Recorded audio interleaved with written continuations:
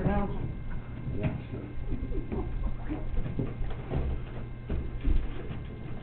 If you please rise and join us in the pledge. I pledge allegiance to the flag of the United States of America and to the republic for which it stands, one nation, under God, indivisible, with liberty and justice for all.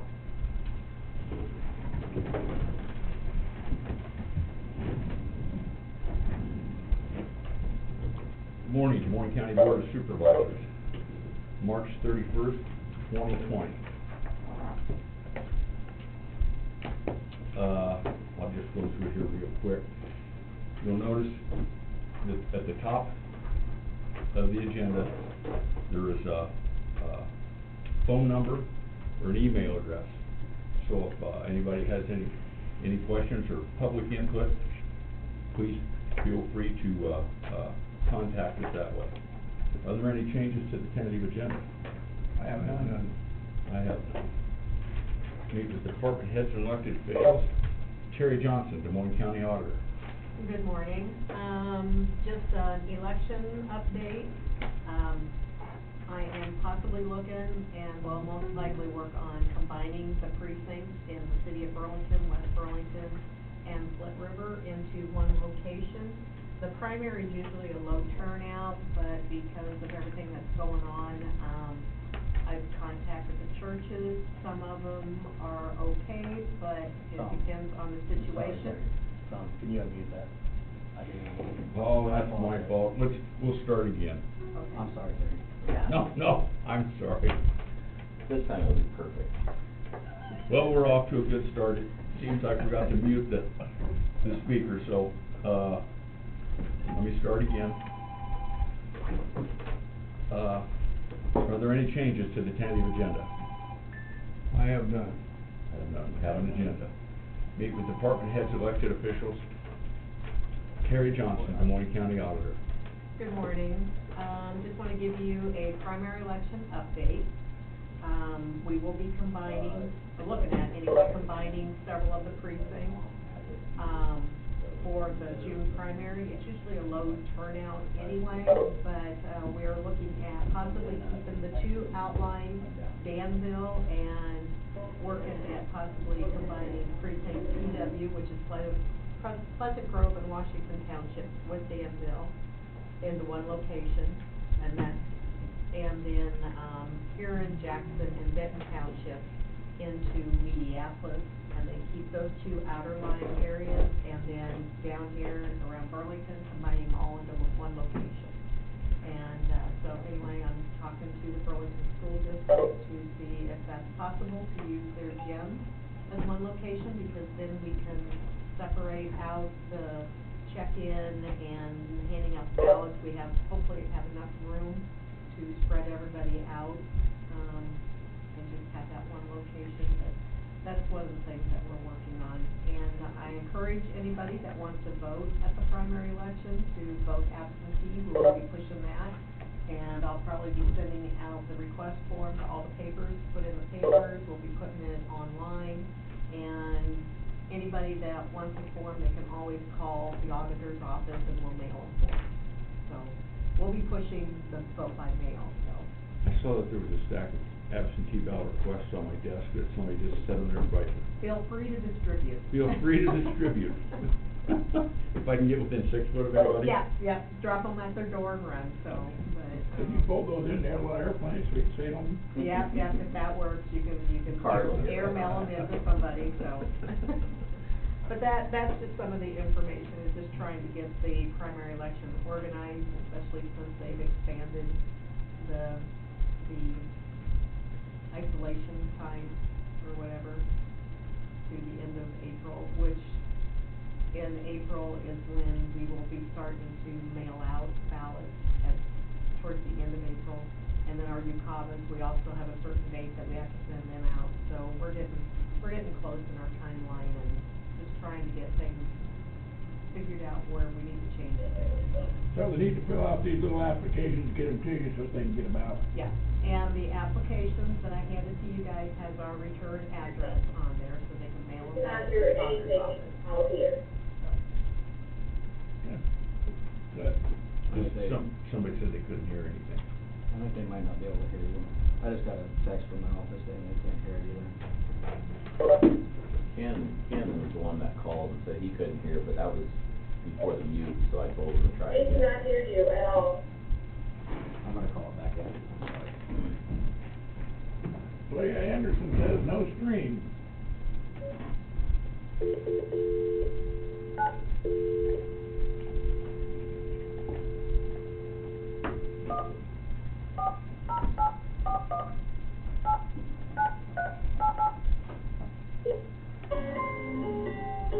Welcome to WebEx. Enter your access code or meeting number followed by pound.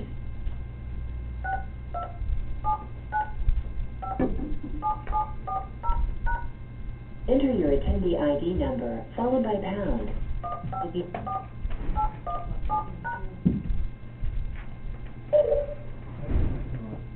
Testing, can you guys hear him now? That's if somebody wants to call in, let me know. That's it.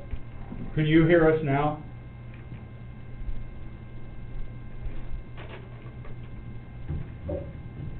Nothing, guys.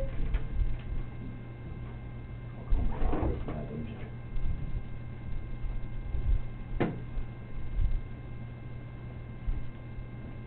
Too many electronic meetings.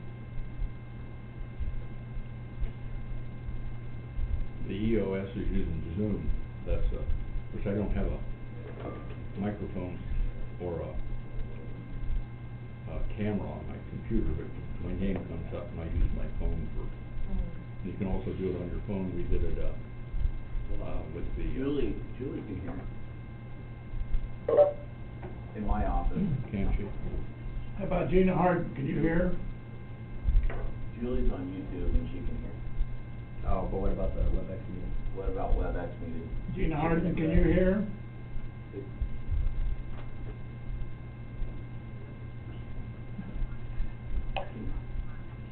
Can you go into my office and hook up through WebEx and see if you can hear? Call me. I take it Gina Hart can hear. I think she can hear you. Yeah. Yeah, they're not, YouTube has sound, but they're not hooked up through WebEx, so she'll go in and check from my office. Leah Anderson can't hear. Let's try this one more time. I got a new meeting ID, so I'm gonna try this.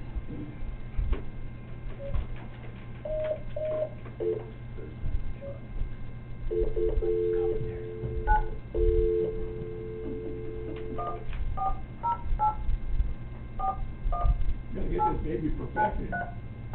When our engineer gets up there and gives his presentation. Welcome to WebEx. Something. Enter your access code or meeting number. The FCC will come in and shut us off.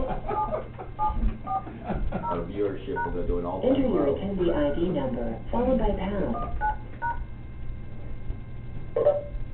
You guys hear us okay now? Gina, can you hear? Okay. I can hear you. Okay. Now we gotta get Tom. Alright, guys. I guess from here on out, I'm gonna have to test and make sure that that's anything audio.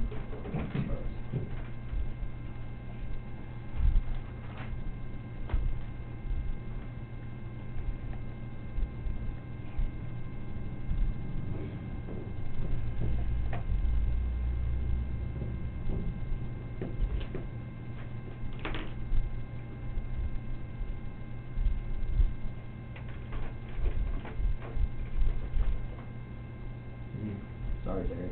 That's okay. Stop it. Well, last week I watched the stream and then he called on my phone, and that way I could take my phone and listen if I walked away from my computer, so.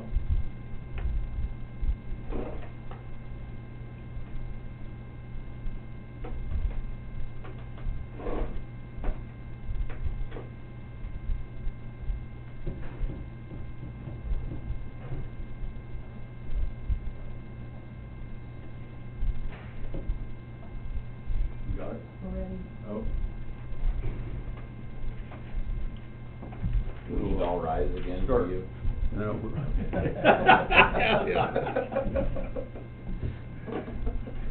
Okay, meet with department heads, elected officials. Terry Johnson, Des Moines County Auditor. Can everybody hear us? I'm gonna assume that's a yes. Yes, we can hear you fine, Tom. Thank you. Terry Johnson, Des Moines County Auditor. Okay, I'll give a June primary election update one more time. We are looking at, combining a lot of the Burlington precincts into one location, and we'll keep 2 outlying locations, Danville and Mediapolis, and we will list all of those when we do the official publication for the election. But, we are encouraging everybody to vote absentee, if possible. We'll have the forms available online, and if anybody wants to, call the office, we can mail them the request forms, but we're just trying to encourage as many people as possible to vote absentee for the June primary. And another thing is the June primary, for a lot of people, to let them realize that the presidential candidates will not be on those ballots. We did that at the caucus in February. And then also, you have to designate, Democrat or Republican whenever you request a ballot, because this is gonna have all the Democrats. We'll be narrowing that down so that we can decide who's gonna be on the fall ballot, on the November ballot, same as with the Republicans. So when somebody requests a ballot for the June primary, they need to designate Democrat or Republican, and if everybody would just push the vote by mail, we'd appreciate that. Probably a good idea. Yeah, it'll be a good idea. Like I said, that's why we're combining a lot of the precincts just into one large location, and hopefully have plenty of room to keep the 6-foot distance between everybody. So, if that's still required in June, so. Thank you, Terry. Okay. Brian Carter, Secondary Roads. Good morning. Just some quick updates. The contract rock haul is ongoing, should wrap up in the north half of the county today, and won't start up in the south half for maybe a couple weeks. Working on bed docks for Upper Flint Road and Stars Cave for the 2, Stars Cave is just a concrete intersection. And I've got the plans here to get your signatures on after the meeting. So, and then we're also working on bed docks for T29 for the bridge on Highway 99. So, maybe looking at a late April letting. I'll have to get with Colin, because we'll probably have to stream that. Looking for doing 2 of those on the last week in April, and the Flint Creek Bridge maybe the first week in May, like April 30th and May 7th, something like that. So, got some work to do to get to that, but that is something we're targeting, so just so you know. The DOT has closed Plank Road at the intersection with Highway 61 as part of the paving project. So we knew that was coming. We don't have a time frame right now. So we sent notices out and did a press release, and it's their project, so we'll see where things go from there. This is not our office, but I wanted to pass it on. The DOT is going to do a bridge deck overlay and some other work on the river bridge here in Burlington this summer, and the project will start April 6th, which is a little later than they had planned, so the contractor will start up work, and there will be lane closures pretty much through the entire summer. It's a full season construction project. At no point will the bridge itself be closed unless flooding causes problems on the other side of the river. So beyond that, the bridge itself will be open, but it'll probably be just one lane at times. And there will be quite a few ramp closures along the way. You're just going to have to pay attention to the signage. I believe, if I understood right, that the on and off ramp here on the southwest corner of the bridge is going to be closed right off the bat. I don't know time frames, I don't know anything else, but I sat through a pre-con web meeting yesterday and wanted to pass that information on. We had some misinformation some time ago about that, so I wanted to mention it here. So anyway, it's going to be a lot of activity, and that bridge is going to be part of it. And then both Mediapolis Road paving or bridges and Iowa City Road paving, we're looking at the week of April 13th starting up. And just kind of Say reshape that again, the week of April 13th for what? for the Iowa City Road paving and for the Mediapolis bridges. Yeah. So, and then Hartman, the Hartman 60th loop down around the airport took a beating, the last couple weeks from the airport project. It is not in good shape, but it's far better than it was. So we kept a blade guy there last Friday, and Manasseh paid for some rock down there, and like I said, it's not perfect, especially the south end, but it's passable right at the moment, and we'll have to keep an eye on it and take it from there. So that's kind of no man's land. The city's down there, we're down there, you're in and out of the city limits. So just wanted to give you an update on that too. That's all I have. So if they close this, on-ramp right down here on the southwest corner, that means that any ambulance calls that goes right across the river, they're gonna have to go up to, Yes. so they should notify our, I would think the DOT would do press releases and stuff like that. This is pretty much the only connection I had to that project was, in fact, I only dialed in to be able to pass on information here. Otherwise, it really has no impact on my office, so I can't give you a lot of detail. I would assume they would do notices. So, Colin Gerst, IT. Keeping busy, having fun with, some video meetings. Other than that, nothing really to report, so. Okay. Who we got on the line? First one I got here is, Rodney Bleezer and, maintenance. Rodney Bleetner, excuse me, Rodney Bleesner, maintenance. Good morning. Just keeping busy, got a lot of different things going on, but nothing new to add today. Thank you. Thank you, Rodney. thanks, Rod. Krista Pogmiller, Public Health. Krista Pogmiller, Public Health. Morning. Well, we continue to keep busy in our public health department, as well as I've been down to the EOC with Gina, and she'll go into a little more details about what we're doing there. We continue to work with our community partners, trying to do the education piece, as well as making sure that they have what they need as far as PPE.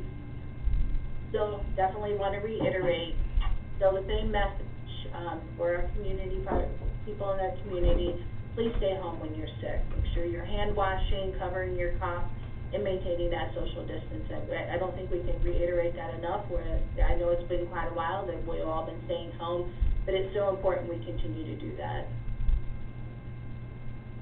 Thank you, Krista. I know you're busy. Thank you. Thank you. Gina Harden, Emergency Management. Gina Harden, Emergency Management.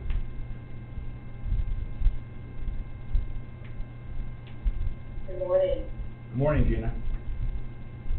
It looks on the riverside, on the Mississippi Riverside, it appears that the river is going to crest today at 17.8, with just under major flood stage, and then start working its way down. So we hope that continues that process.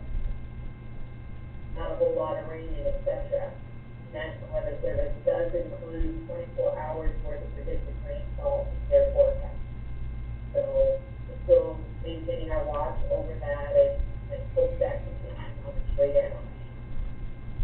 So would you like my COVID update now, or do you want me to wait till the agenda? You might as well go. Well, let's wait. We'll do that in a little bit. One thing while you're on the, did you hear what Brian said about the resurfacing the Mississippi Bridge? I wasn't sure which, where that was located, so thanks for that clarification. That's the Burlington Bridge from, on Highway 34 going across the river. They're going to resurface that starting this spring, most of the summer, so there'll be lane closures. But he said one of the first closures will be the ramp, the first ramp onto the Mississippi River, onto that bridge from Front Street. So you might want to mention that to first responders if they get a call to go to Illinois, and that would be closed. Somebody needs to find out what they can from the DOT and try to get some sort of a schedule so that, first responders know when those ramps are gonna be, which ramps are gonna be closed and when. Okay, I will check into that and find out. Okay. Thank you, Gina. All right, thank you. Ken Hyman, CPC. Ken Hyman, Community Services. Oh, yeah, this is Ken. We have some contract meetings this week. I know Tenco and Optimate, we're gonna meet with them over Zoom, on Friday in the morning and afternoon. So, I guess that's the main thing right now. Thank you, Ken. Jackie Myers, Clerk of Court. Jackie Myers, Clerk of Court.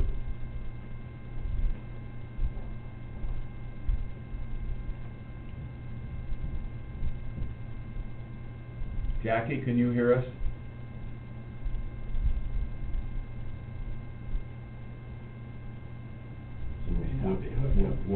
We'll go back to her. Janelle Nally, Treasurer's Office. Janelle Nally Longquist, Des Moines County Treasurer. Good morning.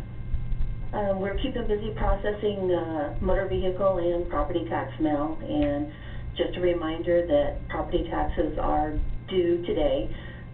Governor Reynolds' proclamation didn't alter or otherwise change the due date, but it did, however, suspend any interest or penalty for payments received from April 1st to April 16th.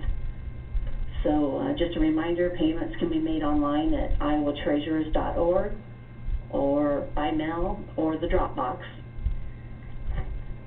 Other than that, I think that's all I have to report. Thank you, Janelle. Natalie Steffner from the Recorder's Office is on here. Natalie Steffner, Recorder's Office.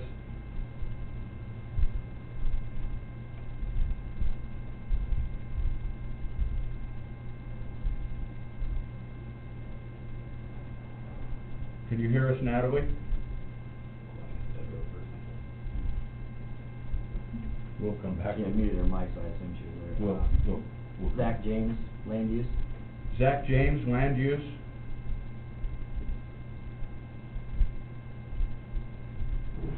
Can you hear me? We can. Good morning. Good morning. I did it right this week. Attaboy. Yeah, thanks. Couple quick updates. We did have our Board of Adjustment meeting, last week. We did, via Zoom, and, worked out pretty well. Our members were able to call in. We had some members of the public that were able to call in, so, everything went pretty smooth, and that worked out well for us.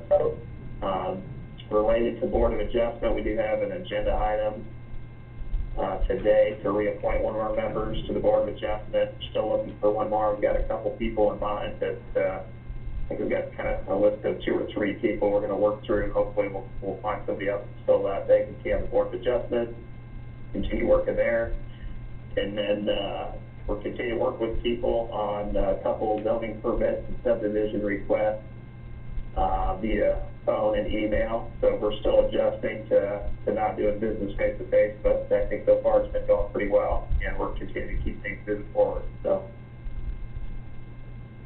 I think that's all I have. Zach, what was the disposition of that, zoning code change in the governor's office? Did she sign that or veto it? You know, we haven't heard anything yet. The last correspondence we got was that she hadn't, approved it or vetoed it. Okay. That was several weeks ago, so we haven't heard anything since then. I can, I'll talk to Mike about it, see if he's heard anything new. I would assume he would update me, but I haven't heard anything.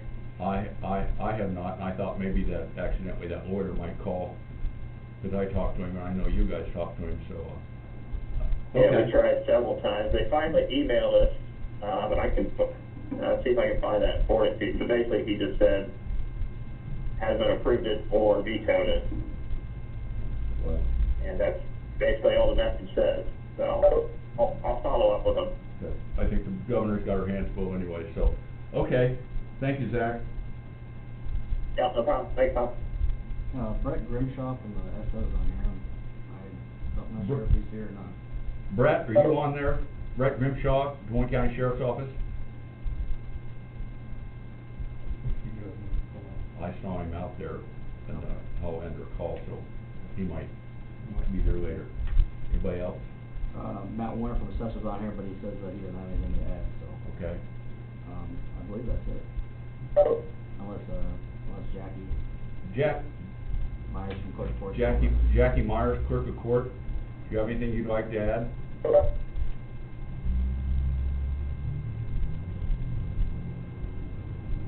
Natalie Stepner, Recorder's Office, do you have anything you'd like to add? Nope, I don't have anything to add, thank you. Thank you, Natalie. Okay. COVID-19 update. Gina, do you want to fill us in on that? Sure, I can do that.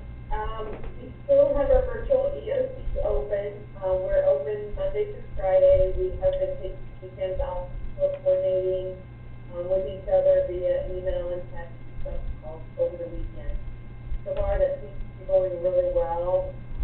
We've set up various meetings with local elected officials, emergency responders, and do that and reach them. When we need to meet with other groups, we also do that via Zoom. Again, that's wow. Still emphasizing as Krista said earlier, the stay home, wash your hands, all the stuff we've been promoting all along, trying to get people to stay home. You don't need to go to Walmart as a group or to Lowe's or Menards, etc. You need something that sends one person from your family with that exposure. We're really monitoring the personal protective equipment needs of the emergency responders and the health system out there. Getting quite a few requests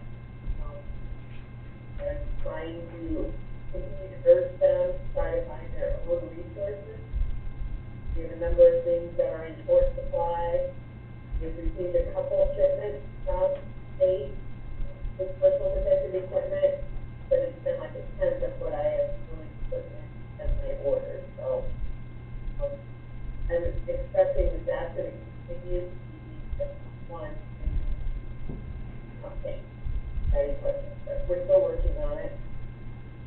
We are following up with and making contacts with all the food pantries, see how they're doing with food supply and getting it out to their constituents, making sure that they are wearing the proper personal protective equipment or have a system in place for reducing their exposure. That seems to be going really well. Their students, so the schools have that information on their website, so if people have been or like that, we've had donations of various items from local partners. Those have turned out been great people. We're grateful for those donations. Those companies donating to us. I think in general that's it. For me, during this whole response.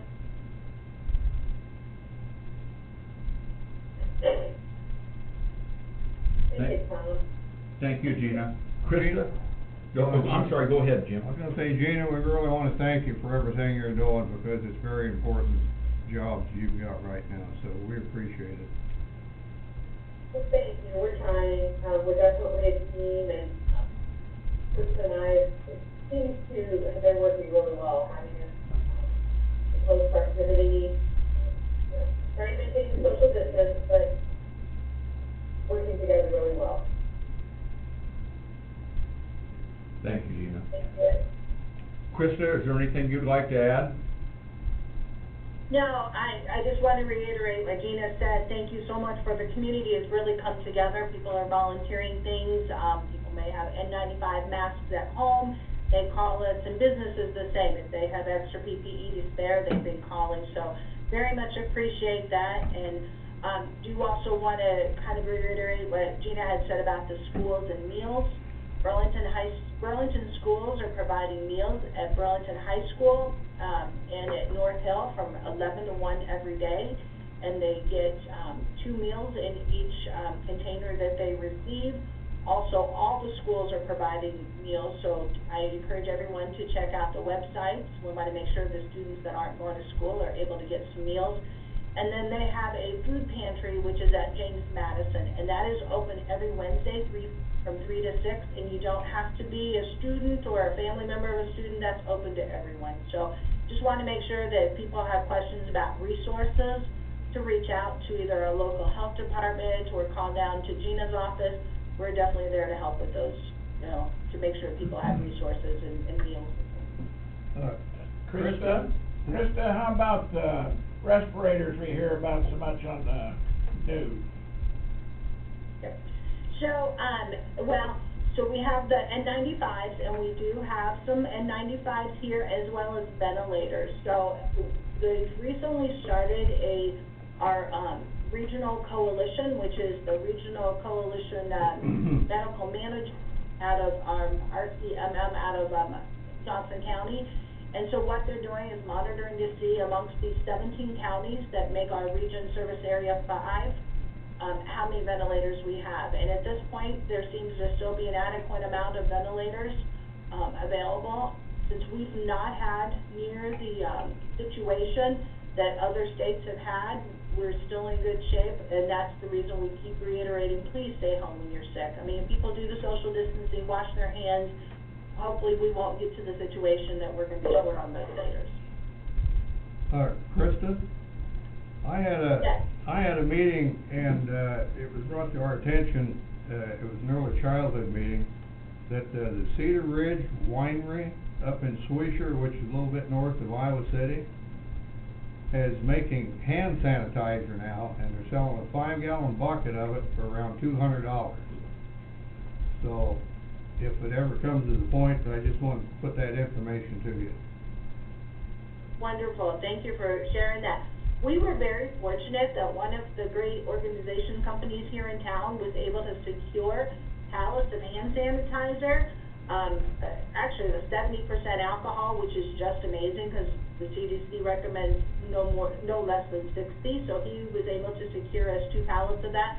And we've been able to share, so there was 45 cases in a pallet, and so we were able to share that amongst law enforcement, fire department, first responders. We've even shared with Lee County, so we split those pallets. So we've been very fortunate, but it's good to hear that others are making that as well, because it is difficult to find that. Those are 64-ounce bottles, aren't they? They are 64-ounce bottles, and they're 6 to case, and we're anticipating probably in the next day or so to receive those. Good. Anything else, Krista? No, I think that's it. Again, for the public, if you have questions, definitely reach out to that hotline for the state is 211. Thank you, Krista. Thank you, Gina. Thank you. We appreciate it. Correspondence. I had no correspondence. Well, there was one. We did get one email. An individual wanted to know the breakdown of the tests for Des Moines County. You know, COVID-19 tests, the number of positive and negative, and how many had been given. That's not available. The state collects all those numbers and puts them together, whether they will break them out or not, but that is not available to Des Moines County Public Health. And we actually have on our coronavirus newsflash on the county website, there is a link there to the state Iowa Department of Public Health, which gives you the latest statistics. So. Yeah. I think those are updated about noon every day. Either of you gentlemen have correspondence? No, I think we all got that. That's the only one I had. Proceed to discussion and vote. We have a resolution for the reapproval of the Twin Oaks subdivision. Zach, do you want to address that? She's still there. Yeah, he's still on there. I should be able to hear you. Zach, would you like to? Can you hear me? Yeah, we can. Thank you. Sorry about that. I don't have the information in front of me. I thought Jared was gonna be jumping in, but maybe he's having trouble connecting. But, this is a subdivision that was approved, approximately 6 months ago. And, we have something in our ordinance that if it gets beyond the 6-month time frame, that it can't be recorded. And they've had a hang up in getting some documentation about a lien on a mortgage. And we need that to get it recorded, so they're working on it. They think they're gonna get it soon, but, they hit that 6-month time frame, so we just need to reapprove this subdivision, so that once they get that documentation, it can be recorded. Okay. I move, reapproval of Twin Oaks subdivision. Second? Terry? Bob Beck, Yes. Jim Carrey. Yes. Tom Broker. Yes.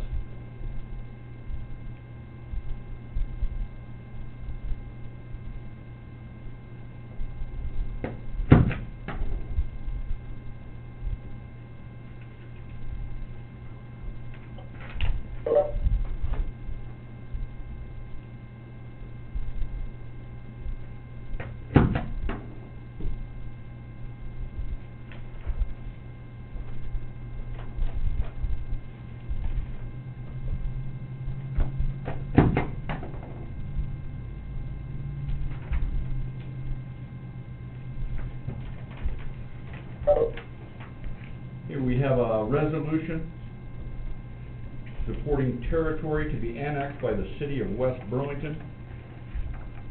Whereas the city of West Burlington, Iowa has received an application for voluntary annexation of real estate property currently owned by BK Land LLC and located at 10558 Washington Road, West Burlington, Iowa. Whereas the Des Moines County Board of Supervisors has no objections to this application, therefore be it resolved that the undersigned members of the Board of Supervisors give their approval for this annexation of property. And again, I remind you, this is a voluntary annexation. I move to approve. Second? Terry? Bob Beck, Yes. Jim Carrey. Yes. Tom Broker. Yes. Unless their taxes go up on that. I think that's ground they're gonna subdivide. I think that's the one. I think it's subdivision.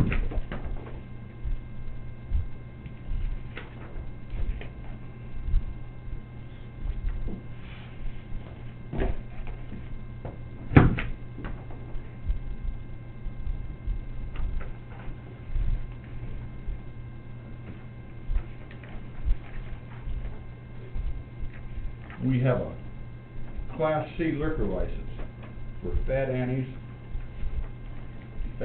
Tap in Augusta. I hope she's still making those tenderloins. Yeah. Move to approve. Second. Terry? Jim Carrey. Yes. Bob Beck, Yes. Tom Broker. Yes. We'll check that out while conservation comes up. We have an appointment to the Des Moines County Zoning Board of Adjustment. Whereas the Des Moines County Board of Supervisors approved appointments to the Des Moines County Zoning Board of Adjustment, and whereas Dave Newble has expressed interest in continuing to serve as a member of the Board of Adjustment, now therefore be it resolved that the Board of Supervisors hereby reappoints Dave Newble to the Des Moines County Zoning Board of Adjustment with term to expire November 2024. Move to approve. Second? Terry? Bob Beck, Yes. Jim Carrey. Yes. Tom Broker. Yes. Dave Newell is good for that board. Good guy. Good job.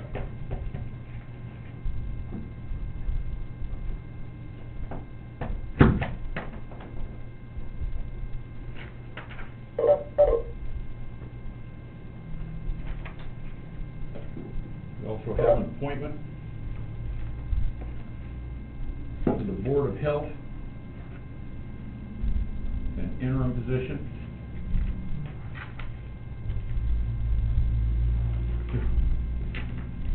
I have been asked by Krista Pogamiller, Administrator of Des Moines County Public Health Department, to serve on the Health Department's Board of Directors. It would be a privilege to serve in that capacity for our county. Cordially yours, Mary Margaret Wagner. Move to approve. I second that and thank Mary Margaret for taking it. Terry? Jim Terry, Yes. Bob Beck, Yes. Tom Broker. Yes.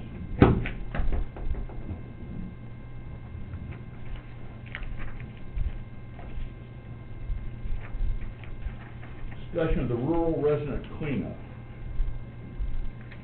I had a call from Hal Morton the other day, wanting to know what we decided, and I need to say we haven't decided, and, didn't know that it was necessarily a good idea to put it on with this virus going around. Because when rural residents come in, they have to show paperwork, and there's a lot of shuffling going on person to person, and the landfill did not want to let any of their, expose their personnel any more to the virus than they have to, if they are still open for business. And he did comment that he said things are picking up out there. It looks like people are already cleaning up. But, so I would recommend that we wait a couple months and then check it again. On table. That'd be fine. Mid-table. I agree. Terry? Motion to table. Motion to table by Beck. Okay. Bob Beck, Yes. Jim Carrey, Yes. Tom Broker. Yes.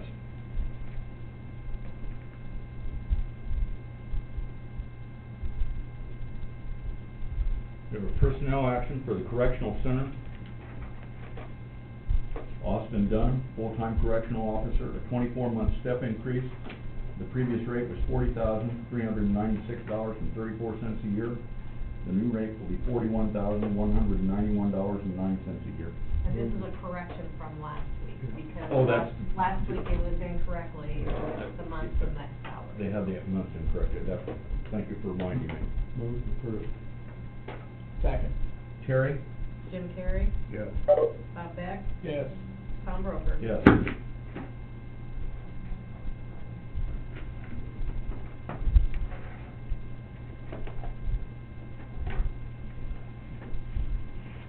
We have reports of the Southeast Iowa Riverboat Commission. Incidentally, I believe they shut the casino down. I was listening to the radio this morning anyway, so the cities, Burlington and Fort Madison, they get about $40,000 a month from this. Counties, Des Moines County and Lee County, get about $2,000 a month for this. So the 2% from the February, we will be getting $2,120.24. So I suspect that income stream will dry up to a degree here shortly. Anyway, and we also have reports for the recorder's miscellaneous receipts for March of 2020 and the jail statistics for February of 2020. These reports will be on file in the auditor's office and available for public review.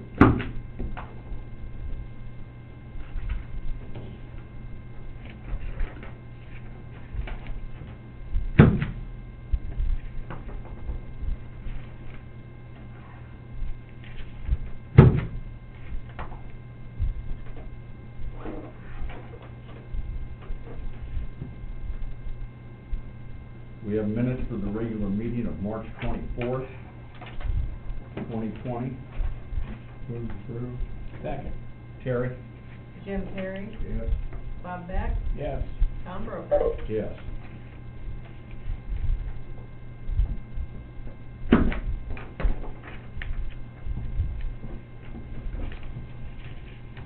Is there any other business?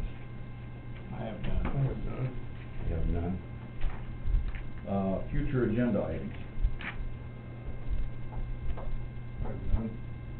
Committee reports. No committees.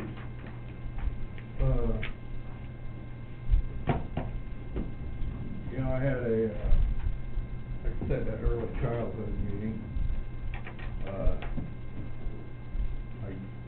give the information that I wanted to Krista. Outside of that, we're going to RFPs, and we about got them taken care of.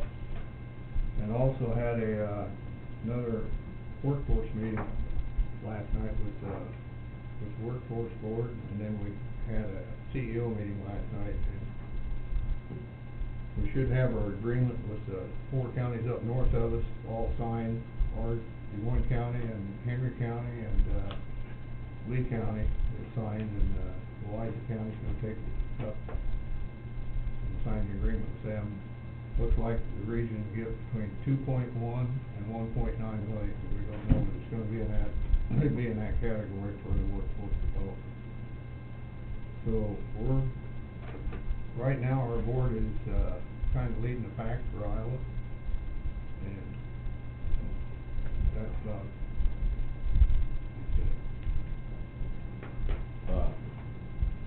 I've been attending electronically the meetings of the Emergency Operations Center with Gina and Krista and some members of the Emergency Management Committee and some others to they can get a report each day from Public Health and Emergency Management and Great River Hospital, all on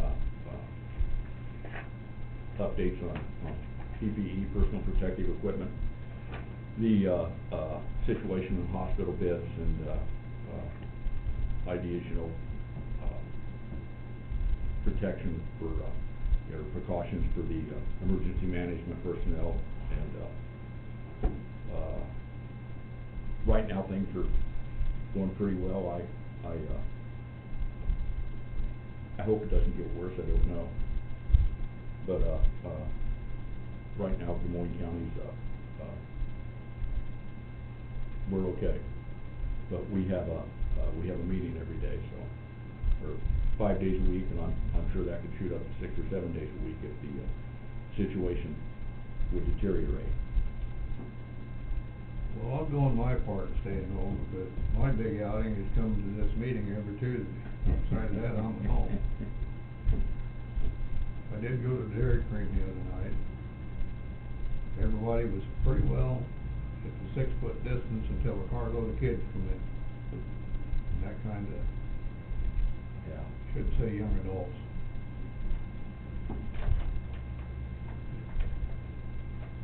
I think we've all washed our hands a great deal over the last couple of weeks. So, public input.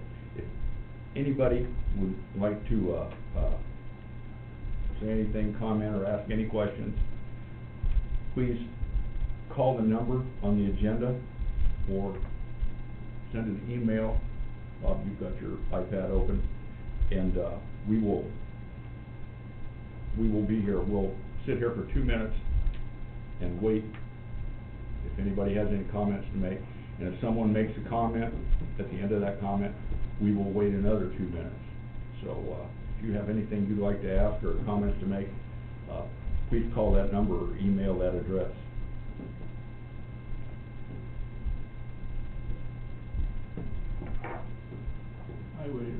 I think you should invite the engineer to go ahead and get ready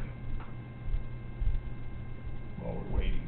Well, we've got the review of secondary roads proposed 5-year program. We put it at the end even after public input because we were pretty sure there wasn't anybody that would want to sit through that. Very riveting stuff. Fast. Riveting, thank you, yes. It's a good way to put it, Bob. As compelling a program or presentation as it always is. Thank you, sir. Yep. Thank you, Brian. I tried to read that on my telephone the other day. Quite difficult.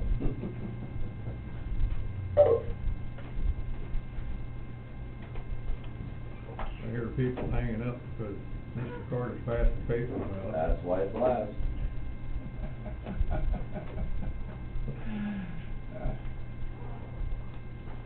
We're gonna take a short break after we got. Still got 45 seconds left.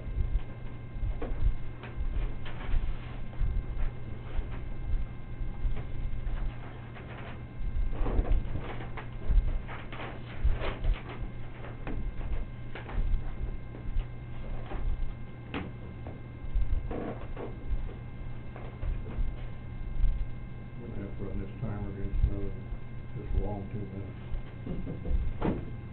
2 minutes is always long when you time it. Yep. It's kinda like washing your hands for 20 seconds. Yeah. I've got that technique down pretty well so far.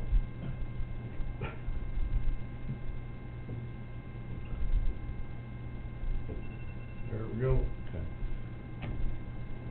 Okay, 2 minutes are up. Thank you all for your attention. You're more than willing to stay tuned for the 5-year roads program, but other than that, thank you, and be careful. We'll take a couple minutes Okay, break. we'll take a 2-minute recess here. Do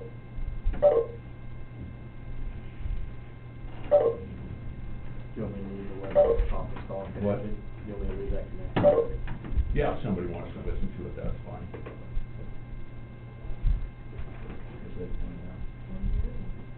You wanna look at my phone now? You wanna look at my phone now while I'm doing that? Oh. Do that, Brett forgot his radio. Huh? I'll text him. Far too trusting,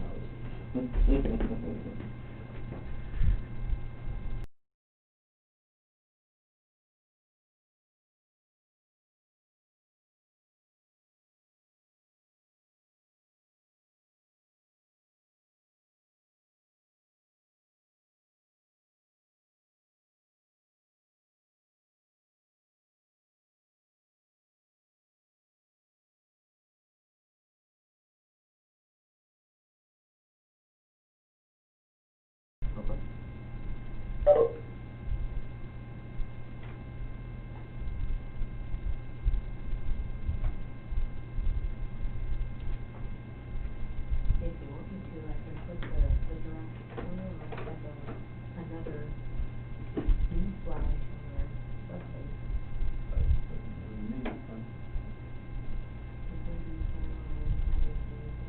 Next week, but I'm not gonna go through it again. I will probably attend just so that I'm here if any questions get sent over. But I don't intend to go through it again for That would be April. Unless you see it. fifth or seventh. Yeah. I can find something on there. Okay. But now I get something to say. Okay.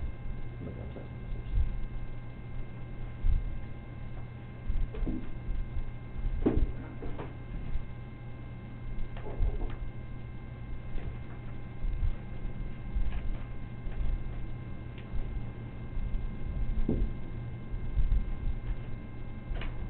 Yeah, that's Julie's been discussed with the agenda, but I will. Okay. Let's do it next week. Bob and I may have a conference call, DOT conference call the following Tuesday, so. Oh, that may work out now that it's all online, and maybe I'll do this and do that.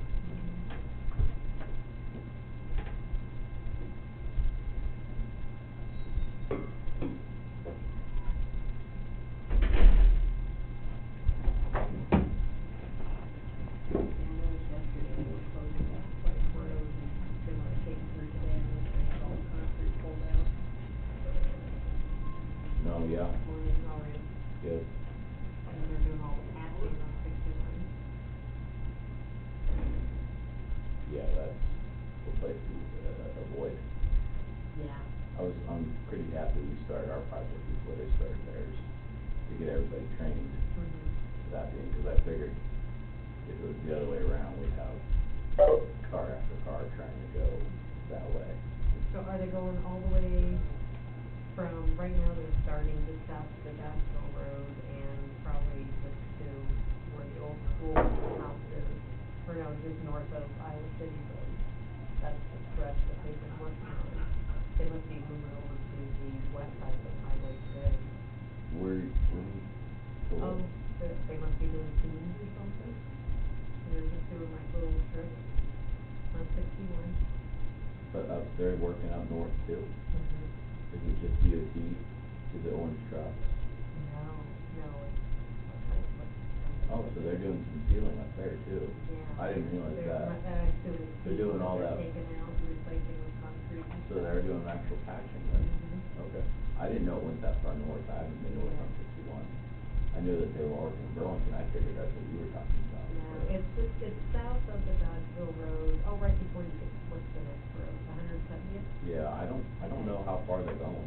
Yeah. I don't know the scope of that Yesterday, project. it started there, and then it ended, just before you get to either the little school building or right south of that. And then today I got through before they even started. They were just putting up their signs again stuff this morning.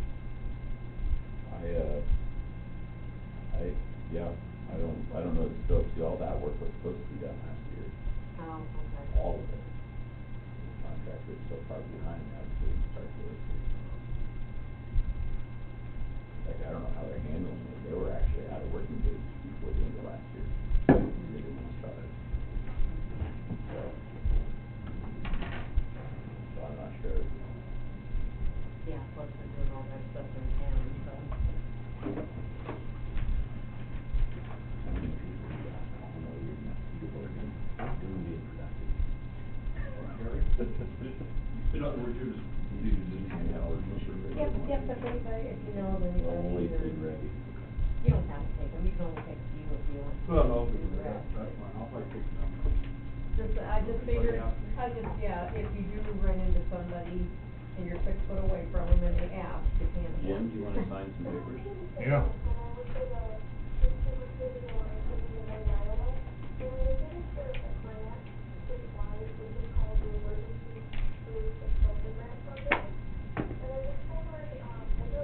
That'd be blue ink pen. It's ideal, that way it's original, but you have two in this one and.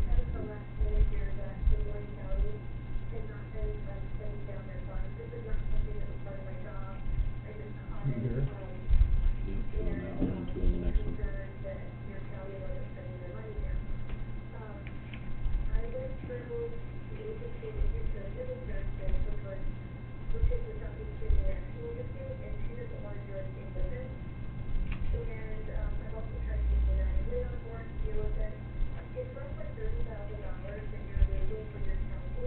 Thank you.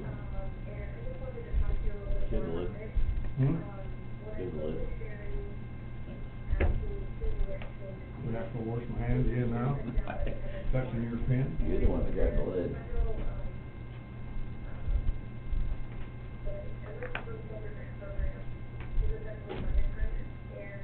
Hey, Brian, you can give Paul a couple of those absentee request forms.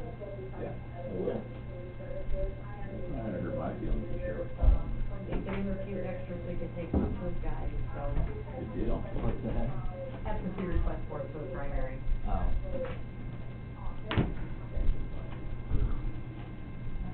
I'm gonna tell you what, I'm gonna give you half of them. Just 'cause I'm a swell guy. Don't tell anybody, it might be more than half.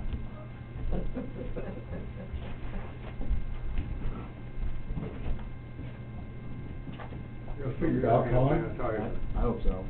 Oh, what was it, what, I'm sure it was something I did to screw it up, cause it always, before it opened everything. I think the first time it timed out, and that's the reason why. And I think the second time when I called back in, I think I typed the wrong number.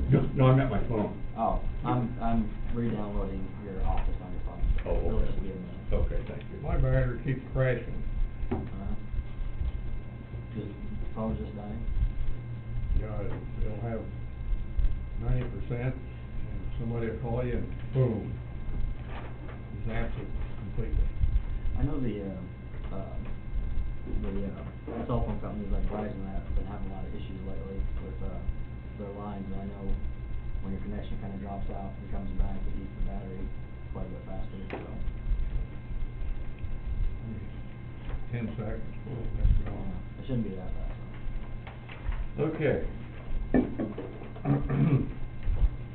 know everybody online's been waiting for this.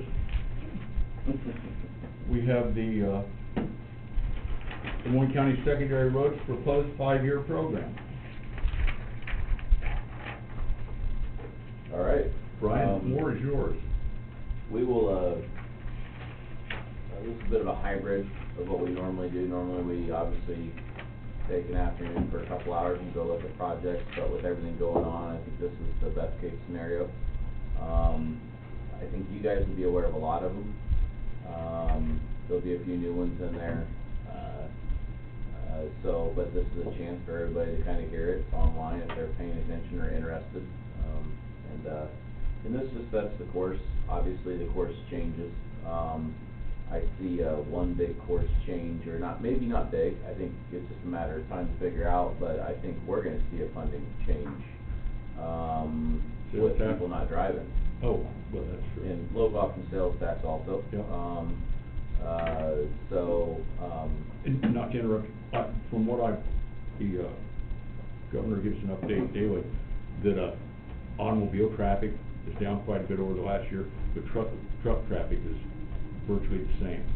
Yeah, the last statistic I heard it didn't come directly from the DOT, but secondhand from the DOT was the last 4 weeks or month or roughly some time frame that the revenues on the fuel tax side of things were down about 40%. Yeah.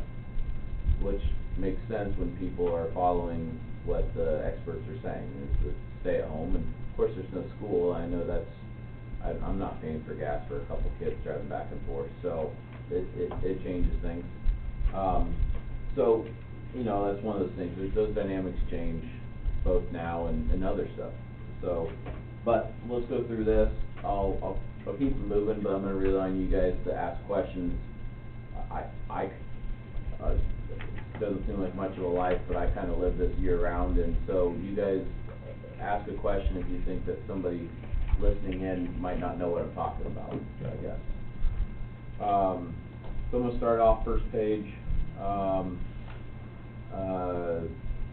Flint Creek Bridge, that would be the one on Highway 99 we've been talking about for years now, literally years, 5 years, 6 years, maybe longer.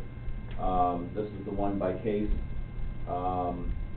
and this is in here more as just a constant reminder to everybody that it's coming. It is being paid for through a bonding process. That $3.4 million, we hope that that's maybe 10 to 15% high. But you know, until you bid something out, you just don't know, especially on a structure of this size. And you did mention you're looking somewhere maybe early in May. Yeah, I'm thinking right now May 7th.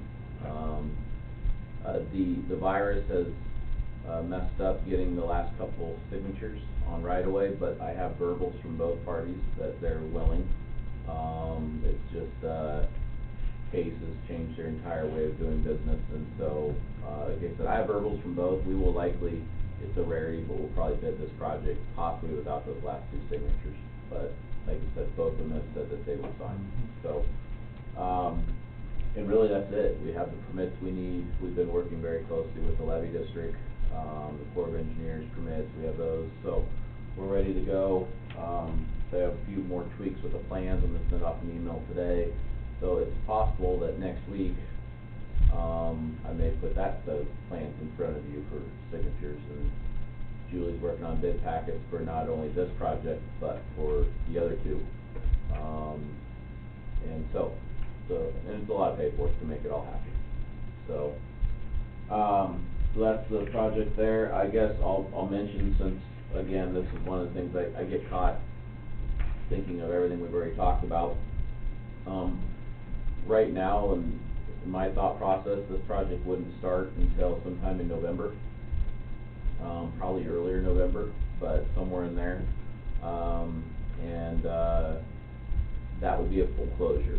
So Highway 99 at that point will be closed. The hope is that maybe they can get some late season grading, maybe they can't, probably depends on the year. Maybe we have a mild November, December, and they can do all that. But hopefully the bridge contractor would be able to work through the winter. if that happens, then, you know, this should open the following summer pretty easily, I would think. If winter is the kind of winter that they don't get a lot of work, you know, our goal is to have the road open by harvest. I assume we will get there, but again, if we lose a lot of work time because of wintertime weather, or a great example is that bridge on Highway 61 that everybody saw them working on. They started the winter before, and then that winter was a horrible winter, 2 winters ago. It was so cold you couldn't even run equipment for stretches. So that's just an example of the unknown for something like this. But the other issue is obviously the river's right there, and when the river comes up, the water comes up, and that's a levee system right there. So once the water gets above a certain stage, the levee district will actually have the right to shut the project down if they have concerns about the stability of the levee. So there are a couple of different variables. Hopefully they work out good, but that issue won't come into account until it's up around the top 10 historic stage elevation. So, you know, even though the river's sitting at 18, for instance, or going to come up to just shy of 18, in this case, that would not have shut this project down, as long as they have work to keep going. So, anyway, it's been a lot of work to get to this point, and we'll keep on moving. The next project is DMC Highway 99 grading near T-17 bridge. Now, if you keep going north from the bridge we just talked about on Highway 99, you come to a pretty sharp curve right up just north of Golf Course Road, right before Whitecamp Road. That's the range for anybody paying attention. There's a bridge there. It's a pretty bad curve, honestly. And as you guys know, we have in this program, there's a 3-phase project to replace that bridge and also realign that roadway. We are just getting started on some environmental stuff. In fact, I'm just signing the paperwork with a contractor to do some environmental work. So, we're in the very early stages of that, but we have done some design. We've done pretty much all the roadway alignment design, and the bridge is just getting going, I guess. And what would happen there is we would come in and do a grading project so that the approaches can get built up, because the new road will be considerably higher from the old one, to improve sight distance. And to improve that curve, we're going to kick it to the east. So the new bridge will actually be built off alignment right beside the old bridge, so we'll minimize closure of the road for the first couple phases. So the first phase is grading, just to get the approaches done. And then immediately below that is the bridge replacement. So we'll essentially build a bridge beside the old bridge. There will probably be a couple lane closures, maybe a temporary full closure during that, just because of how close it is. But obviously our goal is to minimize the closure at that point. I should emphasize, maybe the grading will overlap, maybe the bridge down along Case where that closure is, but the rest of this, and probably all of it, will not overlap that project. I mean, the grading won't require any closure, so it just depends on how long the Flint Creek Bridge drags out, if the weather's bad and everything else, and whether we proceed with this or where that timing is. So the timing on this project is probably the most flexible of anything in here. It may shift depending on what happens with Flint Creek Bridge. So you gotta kind of take first priority and then work from there. So anyway, then we would replace that bridge. And so once we have that first part of the grading done, which keep in mind a portion of the new road will overlap the current road. So then once we're done with the bridge, then the following stage is going to be later in the program, and I'll note it, but since I'm talking about the overall project, I'll mention it now. The third phase would be more of a grading and paving. So you would close the whole road, go ahead and pull the old road out, finish your grading, tie it all together, get your drainage all taken care of, and then pave the new alignment for the new roadway. So, again, I'll note that when we get to that project, but to kind of tie it all together while you're talking about the same project at the same time, that's a part of it. It is somewhat of an inefficient way to do a job, but it also minimizes closure, reduces the amount of closure time on Highway 99, so we are taking this approach. The other issue is funding. it spreads the funding out over a couple different years, and that helps significantly on a project of that size. So, so I wanna mention that. The bottom two items on that page are, Highway 61 approaches.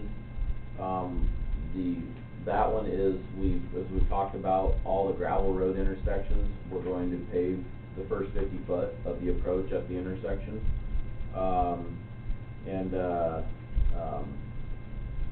So, those are the DOT's gonna do as part of their project. In fact, they've already bid some of them, and we'll just pay the bid prices.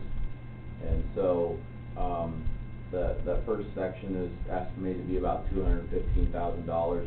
You're gonna see this throughout the program in a couple places. Some of them are accurate numbers, some are just reminders that eventually we have some more expense out there to pay on other intersections that aren't in this current phase. You might want to explain if anybody's listening, the safety, the reason we're paving that 50 feet. So they're coming along with the 4-lane, and of course, anybody that's on 4 lanes knows that increases the speed of traffic. And one of those gravel road intersections, especially if you go west on 34, you can see them all over the place. Those maintainers essentially have to get right up to the edge of the paved surface to be able to maintain that. By staying back about 50 foot, roughly 50 foot allows the maintainer to pull forward and not be out in the travel way. So that way he can maintain the gravel road without sticking his nose out into traffic. Safer for the traffic, safer for our guys. So it's an investment we decided, and to be honest with you, that area is a stop and start location. Clearly it's an intersection, and that tends to be the highest wear at a gravel road, is anywhere where you have stopping and starting. So it does also remove an area where you tend to fight potholes and rough areas. So it kind of is beneficial a couple different directions, but the safety is probably the biggest thing. And so we're gonna, as long as we can afford it, we're gonna try to stick with that approach all the way north and south in the county.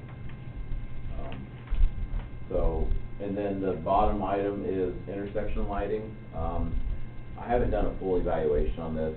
This is just kind of FYI that this is coming.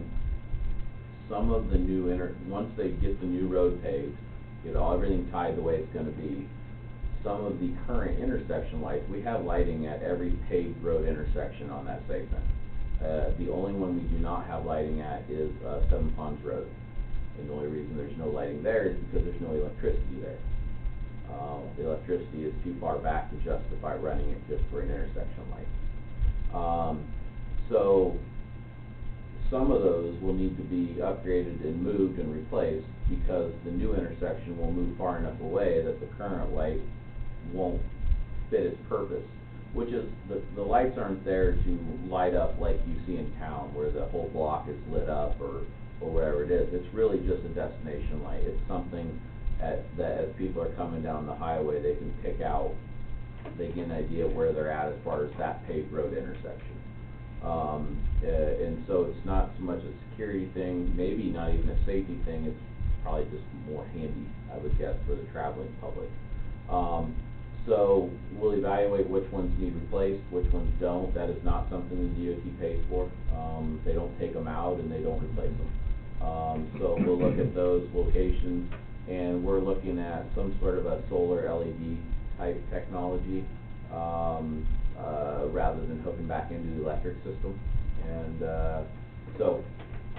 kind of looking at our options. Not real serious at this point, but when the time comes, we'll put together some sort of a bulk project and have new lighting put in where necessary. If the old lighting still is adequate and works, then we probably won't do anything. So that's just, I'm not sure we've talked about that, but it gives you an idea, I guess. So I like the lighting at the intersection.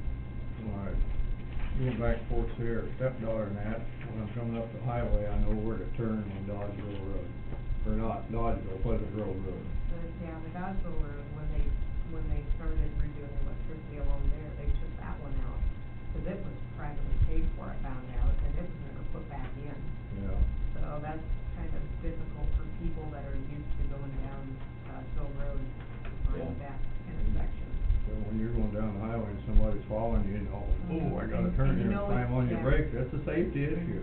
And so, one of the things we'll look at is all those paved intersections. Yeah. It'll either be on one side or the other, it won't necessarily be on every single side, it'll just be something that, when you're local and you know what you're looking Yeah. for, it'll just be something you can look for and you'll know, okay, over there's gonna be a light, or over there's gonna be a light. So, obviously, with a 4-lane, you may have to look a little further, one way or the other, because everything's wider, but there'll be something. And, so, yeah, people get used to them. Yeah. And there've been people, Seven Ponds, I've had requests from the time I walked in the door at Seven Ponds Road about a light there. And I don't have a problem with it, it's just, back then, the LED technology and the solar technology really was non-existent. And so that's come so far that will be an intersection we will likely go ahead and light.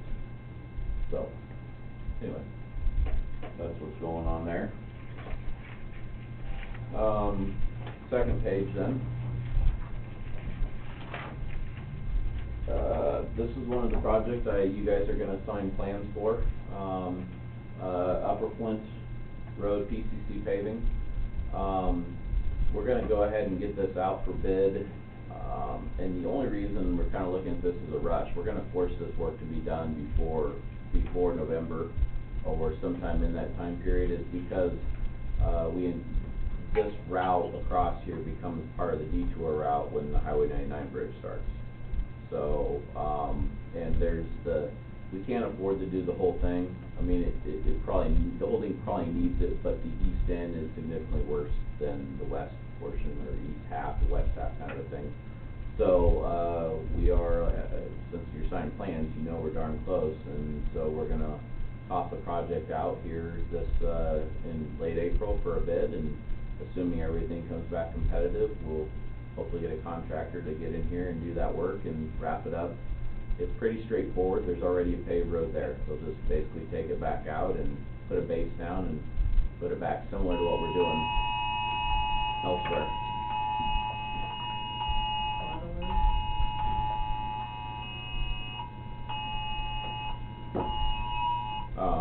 State needs, says the state needs local health workers sign up as Illinois' help fight COVID-19. So, that's that first project. That estimate's a little old, I think our engineering estimate's a little over $500,000 now. And this is gonna be like any other concrete job these days, if we get the kind of competition we've had, that number will come in under that. It just depends probably on everybody's schedule. We don't normally bid projects this close to getting them done, but we've been so buried getting projects out the door that this is the way this one fell.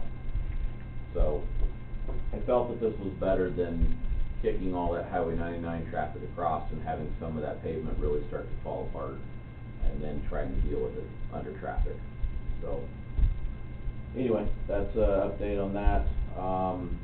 The next project, Flint Bottom Road, PCC paving, that's a project that we will, we're in the process of putting together. It is not a completed project yet. That's 2 different segments. If you wanna see roughly where they're at, you can look at your map and see the 2 red segments on Flint Bottom. It's more or less there's 9/10 roughly of a mile out towards Beaverdale, from the Beaverdale intersection, really to the first bridge there, Tager Bridge, Sourman Bridge, whatever you call it as a local.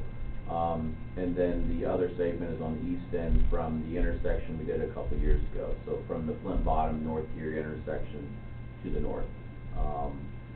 About 9/10. So, and that is truly, if you drive that road, the worst of the whole road is both ends. That leaves about a similar length segment in the middle that is still in adequate shape. So, and we can't afford any more. So, we're doing that as a combined project. That's a big project for us. That's almost 2 miles of paving. And it's curb and gutter through a lot of it. A lot of traffic through there. But we are working on the plans right now, and I hope to bid that maybe October, give or take, for next year's construction. That would be, in April, May. We had originally we had tried to look at this year's construction, and with as much work as we have going on already this year, we couldn't get the plans ready, and I'm not sure we could handle the workload, so, other stuff, so that's why it's a week later. So, so those two projects will tie together, and to be honest with you, the same contractors will be interested in both those projects. So, it makes sense to tie those together. And then the last project on that is 160th Street Bridge, J13. That's the bridge in the bottom we've talked about. It's on the dead end road on 160th Street. A couple of years back, we came in and installed 3 tank cars and realigned the road. We had some old right-of-way there, because there used to be an old bridge downstream, and then they came along and built the bridge where it was at. It dropped to a 3-ton bridge, and then we closed it, so we put in tank cars. And the levee district approached us about putting a bridge back in because the drainage ditch is backing up. They've got a new problem down there with some invasive vegetation in the drainage ditches, and it's blocking up the culverts. It's causing them a lot of heartache, a lot of issues. I talked to you guys about this in a work session a couple months ago, and so that's what this is. If we don't have any use or any purpose for those tank cars, which I'll say right now we don't, the levee district has agreed to purchase those tank cars back from us. And that was really the biggest expense of that project was, I think we spent $30-some thousand on those tank cars. And they will help us also with their equipment, get those in and out, because those are very, very heavy, and it's not an easy task. We'll probably have to have a crane there and stuff like that. But the good thing is, if we come along and build a bridge, is we would have had to do a runaround anyway, so we would have had to do something there anyway. So it's not a lot of loss there. So it's nice that we can work with the levee district. Yeah, and they're good to work with. We have a good relationship. I'm sure neither one of us quite gets everything we want, but we do get along well. So, third page there, and this is still the current year, but I do want to mention the very top. This is the rock surfacing. As you guys know, I put pinching rock in every single year. If you guys are supportive, I want to double down, and instead of doing 75,000, I'm going to double it up. I'm going to go to 150 and try to do twice the mileage. I think the projects we've done, you guys have seen a lot of them. I've shown them to you when we've done them. I've shown you to them afterwards, shown them to you years later. Bluntly, those are some of our best roads that we have, especially in the long term. And we've hit the worst of the worst. The ones we have left, I mean, there's still some that we need to be really aggressive on, but some of them we don't have to be quite as aggressive. Maybe we can cover a little ground faster. These do take time, and they take resources away from everything else we're doing. So right now, going into it, I'd like to try to double up and commit twice the money to it. This is one of those things where if our revenue drops, I may backpedal and not, back off that aggression. But as long as you guys are supportive, I'd like to put some more money towards it and try to do more mileage and see how it works. So. As long as it works in your schedule and you can fit it in the budget, I don't have a problem. And those are the two, I mean, in an average year, I don't think I can make the budget work, we'll just work around it. It's probably scheduling in an average year. This year coming up, it might be both, but we'll figure it out. Them roads are really good. I've drove on a lot of them since you pinched them there. They get rid of the water. Yeah, our number one complaint on those roads is that they're too steep after we do it, but after a year or two of settling out, they really level out to a pretty good situation. So, so that's kind of that's one of the things I'd like to look at. We roughly estimate 5 miles a year is what we get with the original 75,000.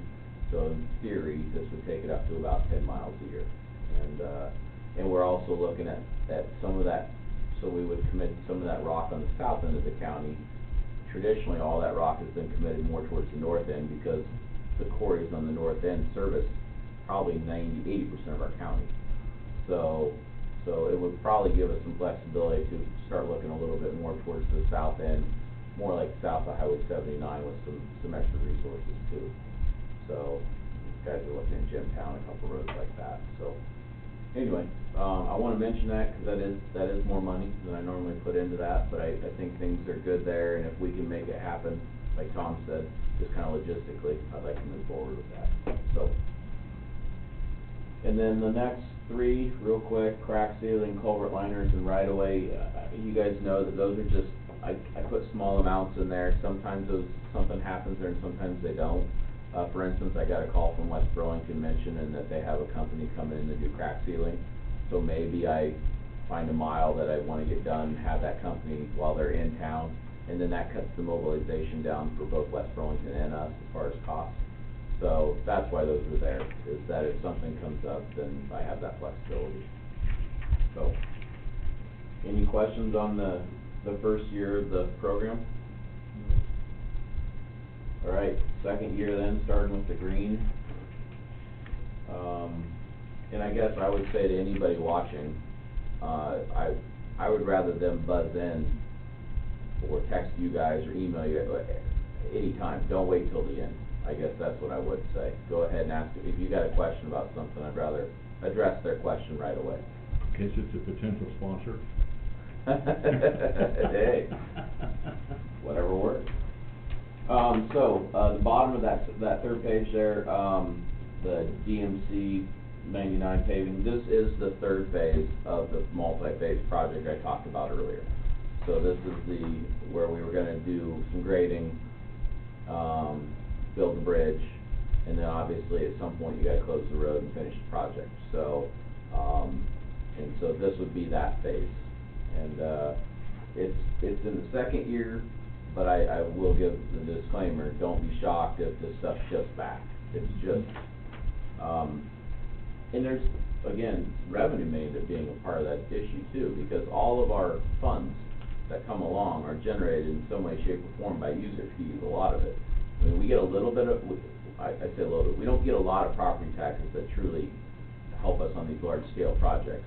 Most of it is from, fuel tax and title, license and titling and all that sort of stuff. So, if that revenue source slows down, eventually it'll all bounce back, but there may be a divot there in our revenue that we need to account for to slow down. And we're very aggressive in our spending of our farm to market money, of our federal bridge money and our federal road money. And if any of those have issues, then we have issues. So, we'll keep an eye on all of that. So, unless you have anything, I'm gonna go to the next page. Top of the next page is Golf Course Road, PCC paving, being concrete paving. Golf Course Road, that hill is rough as we speak. Not failing rough, but rough.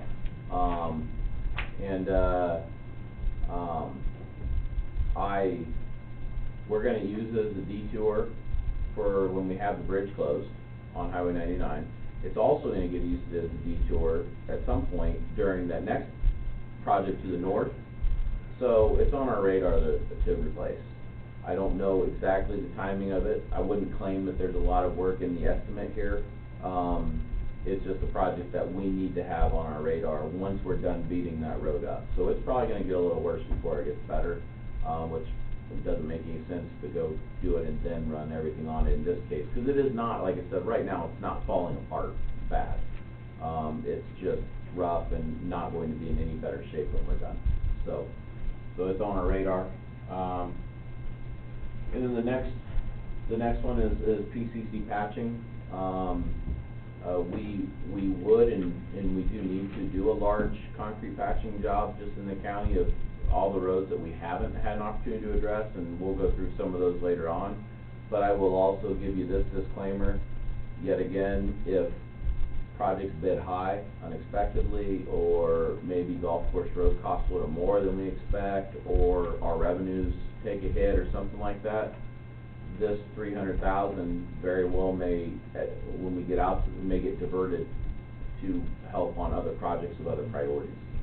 So, and who knows, in a year and a half or whatever, maybe there's a whole another something we didn't expect. You know, so we'll adjust accordingly, but not that the work doesn't need to be done, but it is there, and hopefully things will hold and we can just do a paving or a patching project, but we'll see.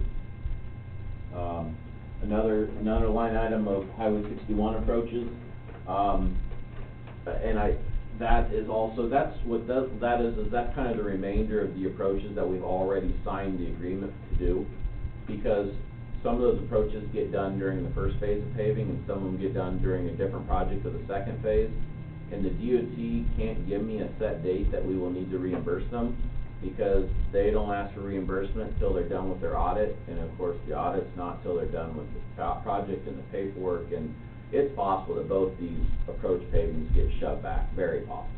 So, but these are the other portion of what we've committed to. So we're committed to about 270,000, give or take, of concrete approaches. That would end up being a little bit more than I estimated, but part of that, they obviously got really good concrete prices, but when I went through and did some rough estimating, I figured 8-inch concrete, and all these are going in at 10-inch concrete. So there's just more material, plain and simple. So, so either way, this is the rest of what we've already committed to, but you will see as we move forward, in the future agreements, so up around Minneapolis and then the next segment to the north, if at all possible, if we think we can afford it, we'll continue this tradition all the way up and down. So, next one is rock surfacing, and again, a couple of these are going to be themes from here on out. The culvert liners, and if you flip the page, you'll see right away. So, I don't have really anything to add to those. I think I've hit those. So I'm into the blue, the beginning of the blue, the 2023 year. Is everybody with me? All right. This project was not in here last year, and it would have come into our 5th year just as a project to show you that we have a bridge that we need to deal with, and it's a large bridge, and it's going to be an expensive bridge. So you've never seen this, but if you look at the project number, which most people don't pay any attention to, if you look at the very first 3 letters, it's an ILL. And bluntly, I've never used this, so this was new to me. It's called an illustrative project. And I can't tell you a whole lot more about it other than to tell you that we are charged when we put our program together in the first 3 to 4 years of having that be as financially accurate as possible, because the folks at the state have to track the bridge spending money. And so they look ahead 3 to 4 years of what counties are projecting as spending to make sure that the fund that pays for bridge funds isn't going too far into the hole, or basically, or isn't building up too much. People aren't spending enough, because there are requirements for that from the federal level. When I saw that ILL, I was sort of hopeful that maybe Illinois was going to pick up the tab. You gotta hope. I like the way you think. So illustrative, the designation as an illustrative project is, it's almost like a placeholder, but it does not count against all of that, the statistical accounting that the DOT does. So that triggers the folks at the DOT that they know I'm not gonna put $2 million and show that Des Moines County is truly planning on spending $2 million for a bridge right there. What it is that there's a rumor, and that's really what it is right now, that there may be some additional bridge money come from the feds in the next year or 2. And I don't know a whole lot more about it, other than it will be a limited amount. It will be X amount of bridges. There was already a round of this a year or 2 ago. We didn't qualify for any, and that's fine. Every bad bridge in the state that gets replaced truly actually means a little bit more money for everybody else, because the bridge formula is calculated taking into account the condition of bridges. And so the more you improve your bridge system, the less bridge money you get as a county, which is the worst should get the most. So So what I'm getting at is that if you go up into the bottoms, this is the bridge across the big ditch. This is that truss bridge. With the change from the legislature 2 years ago, this bridge is now posted because it can't handle the new loads that they, for a legally load. So Triple axle dumps. yes, so, we're going to go ahead and kind of start working towards the, that's a levee channel. So you've got core again, we're batting 1,000 having to deal with the core. So you've got core, you've got environmental stuff, which should be minor in this location, because it'll be a lower impact, it'll be a smaller area. But, so we're gonna start into the environmental stuff, I guess is what I'm getting at. Hopefully, if there is money and we do qualify, we'll have enough ducks in a row that we could be part of the project and maybe get this bridge paid for from a different source. It's a Hail Mary. It may not happen. The money may never even come along. I have no idea. There's probably more flux now than there's been in a long, long time as far as, because on top of everything else that's happening, the federal transportation program is due for renewal. So if you really want to throw the whole thing into a mess, because we all know what happens with that even when things are good. And so that's why that project's in there, is one, to make you aware that it is a bridge that's on our radar. But two, if we can get our ducks in a row and have everything close enough, which neither one is a guarantee, and if there is money that shows up that we can be a part of it, maybe we can get a bridge covered. Maybe not, maybe we don't qualify, but that's why I want to point that out, that's there. I think $2 million is high for that bridge, but it is going to be an expensive bridge. It's a long bridge across that, so, what we call the big ditch, so. I think you'd wanna hurry up and get that one done before SHPO takes over and says, no, wait, you gotta make that special. Well, I don't know if I get away from SHPO either way, so. But like I said, if we can we're very hemmed up in there. I'll show you the site sometime when the restrictions are lifted and get you guys out. But it's a very limited site, because of the levees obviously are right there, down both sides. And then on the north side, there's a drainage ditch that we're right beside. There's not a lot of flexibility to the site. You've had us out there a couple times. Yes, and you guys have been up there. We've never really looked at it as a project that we were planning on doing, but it's in the program. And it probably won't leave the program, it's just a matter of whether we can afford it or not. If we don't find some other source of funding, it's not affordable. We don't have the money right now. So I want to mention that.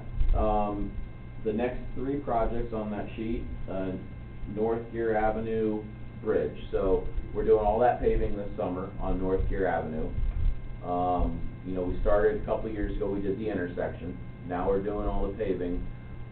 This will be the finale, kind of the trifecta of irritating people on Gear Avenue for closing the road.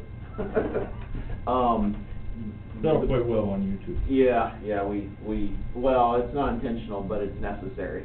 I will say that. So that bridge, a lot of the bridge is in good shape, but the deck is not. And if you drive across it, you'll know that very quickly. Anybody out there does. So the next 3 projects are all projects we're hoping to tie together to get better bid prices and bid them all. They are all some sort of deck work. Whether it's a full deck replacement, whether it's just a deck overlay like they're going to do on the bridge, whatever it is, they're all some sort of deck work.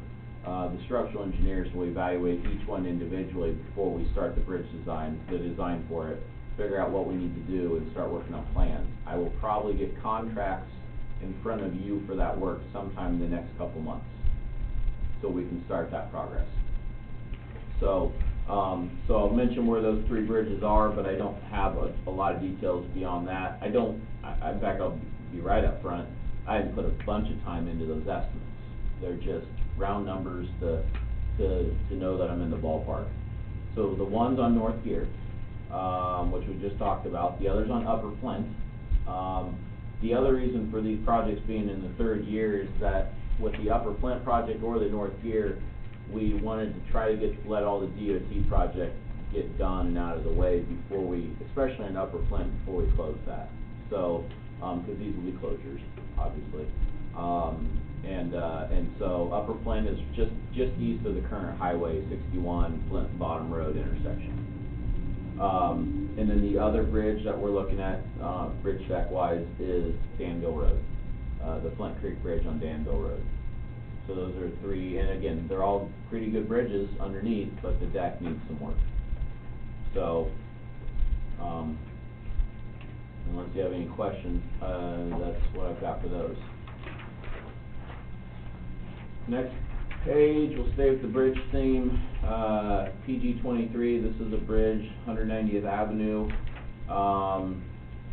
Kind of sort of up in the Dodds area or south of Stucker's Hog Confinements. If you go up Beaverdale Road and go off to the west, well, if you take Goatman Road across, then 190th goes north.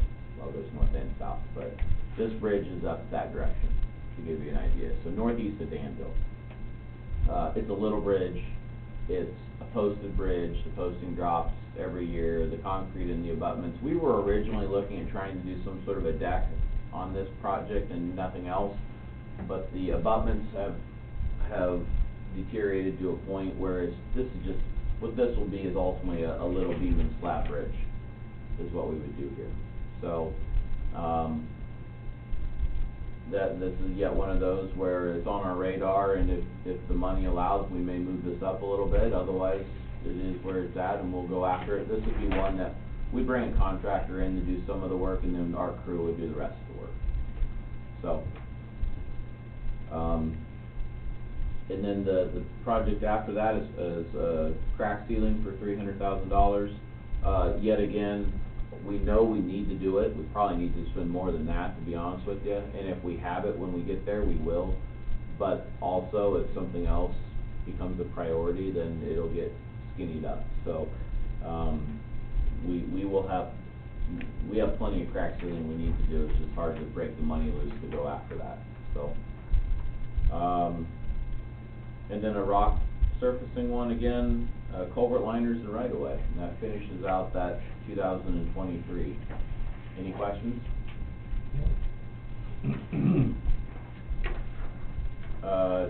2024 is another busy one, at least another big ticket year.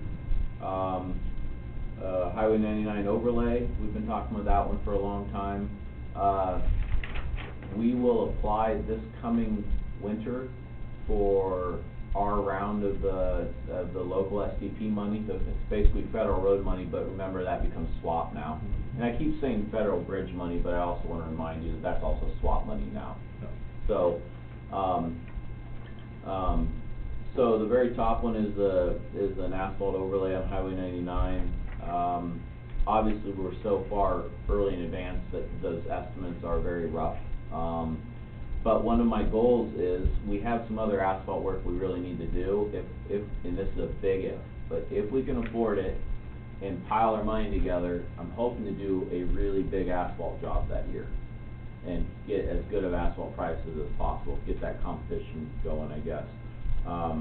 And so you'll see $3.5 million on the Highway 99 overlay, and if we get our way, that will connect all the way from basically the new bridge work that we're doing, but the Burlington limits all the way up to where we did the paving project that ends basically up at Meekers. That's what you're saying. That'll take you all the way up, new overlay all the way up to Washington County. Yeah, that entire segment would have been redone in the last 10 years at that point or so. So, and so that's something we're looking at. To piggyback off that, the next project is labeled DMC Highway 34 overlay. The worst of Highway 30, so we're talking old 34, and the worst of it is from Middletown, or is from West Burlington out into Middletown. That's kind of the worst of it. Yes, the segment from Middletown over to Danville needs some work too, and that may come into this eventually, and maybe we can afford it, but I'm not convinced right now I can afford what's in here to start with. So they all need to be done. Maybe again, I keep using the word maybe because we're 4 years away, but if we could Yeah. tuck all this into one really big project, get really good prices, that'd be a great thing. Yeah. So, so I wanna mention those two, and then the rest of that year, it's kind of a repeat, but, you know, a lot of our stuff we do is repetitive. So, rock surfacing, culvert liners, and right of way. Okay. So, any questions through that? Well, We yeah. realize it's a little more nebulous throughout the year. Yeah, and I should give, well, I'll give the disclaimer at the beginning of the next year, so, yes, John? When you're doing that from, West Burlington to Middletown, are you doing both sides? Yes, that would be the goal, to That'd be- do both 4 lanes. Both 4 lanes, so. Yeah, and it would be, I mean, what you see here in both of these projects are about as minimal of an asphalt job as you can do. I mean, it's as cheap and economical, just to go as far as we can, so, you're probably talking more or less just a mill and fill, just get a new surface onto it. Our problems out there aren't the asphalt, our problems are because everything underneath is junk. Yeah. And that's not, this isn't the proper way to fix that, but unfortunately, I know we can't afford the proper way to fix it. Yeah. So, I think it's a lot of truck traffic on there too. it does, but on a pavement in general, that's not that much truck traffic, but you're right, there's still a fair amount of traffic out there.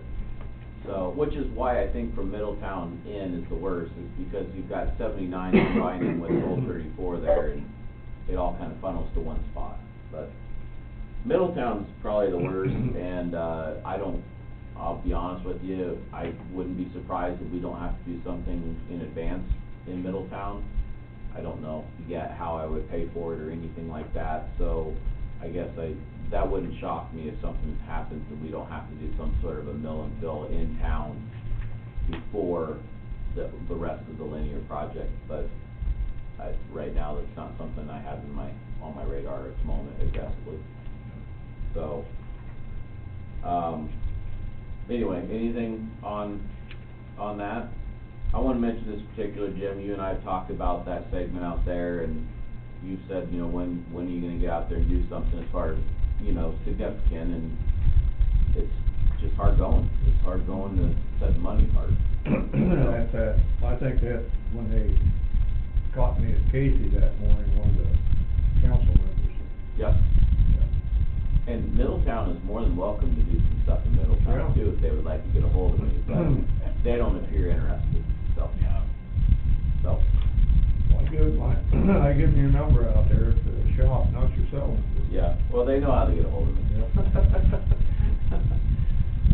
He gave you his cell number? No, I didn't get it. I gave him No, I didn't. gave him I mean, a- you got it. Huh? You got it? Well, sure. I gave him a fake one. That goes to my voice double. All right, so the 5th year, I'm gonna give my disclaimer because I don't know how many people that are still awake, online and watching this. That's well put. So I'm gonna give this as my disclaimer. I do this every year. The first 4 years of my program, I really do try to line up pretty close to what we can afford. I'm probably a little over what we can afford, in all honesty, in those first couple of years, because some of those estimates are not based on solid design numbers. The 5th year, I use the 5th year as my opportunity to demonstrate how much work we have that we really can't afford. And that way, when somebody comes up with an idea or shows up and says, I'd really like to pave this gravel road, or you need to spend more money here, or I'd like to replace this bridge, or whatever it is, you guys, even though it's not right at the front of your brain, you've got this program laying on your desk, or maybe it's in your email or whatever else, and when they say, why in the world aren't you doing this, you could refresh on it, or you can call me, which you have all done, and just say, hey, remind me, what are we doing, or I knew we were doing something, or whatever. So this 5th year I use as we need to be working on some of these roads, and we don't have the money to do it. It's just something to think about. So, Well, not yet, it used to be there. So Pleasant Grove Road, paving, anybody that's driven Pleasant Grove Road knows that it's drivable, but it's taken a beating. It's just at that age. All those curb and gutter roads went in the same time frame. So if you go drive a curb and gutter road in Des Moines County, you probably have a pretty good idea that all of those got built in about the same 5-year window. So in theory, they all are gonna come due in the same time frame. We just can't afford them the way they, you know, what it cost then is not what it costs now. That's what I guess what I'll say. If you like the idea of what happened in North Gear, check your emails. I don't know if you had a chance or not. I've sent you guys a couple pictures of that project. Just one's an update, some update pictures, and one is to show you what happened to the concrete and why we ended up expanding the project. As we're talking about revenue, that's, you know, I added about $100,000 to that project, or a little bit more, to extend it. And it was the right decision, but you'll see better on those slides since I don't have the opportunity to take you out there. So, check your emails on that. So Pleasant Grove Road, concrete paving. Now, this does not, you know, Pleasant Grove Road runs all the way from Highway 61 clear to Danville Road. We did the worst of the worst, west of the quarry, about a year ago. We need to do something similar east of the quarry, and right now that's not on my radar, but it may be if we get better prices, if we keep getting good prices and have some money. Because that hill going up past that quarry is quickly deteriorating. And a lot of that location is because of the traffic that has come out of that quarry in the last couple of years with the project going on. But the east portion of Pleasant Grove is worse than the west portion.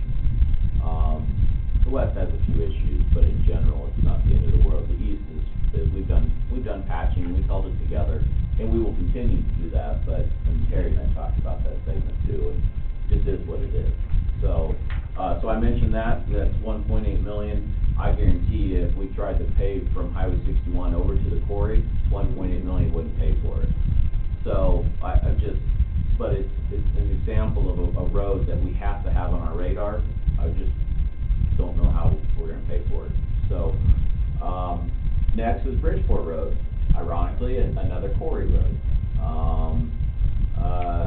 So that drops south roughly 2 miles from, I guess it's called Agency, down to the county line, which is the river.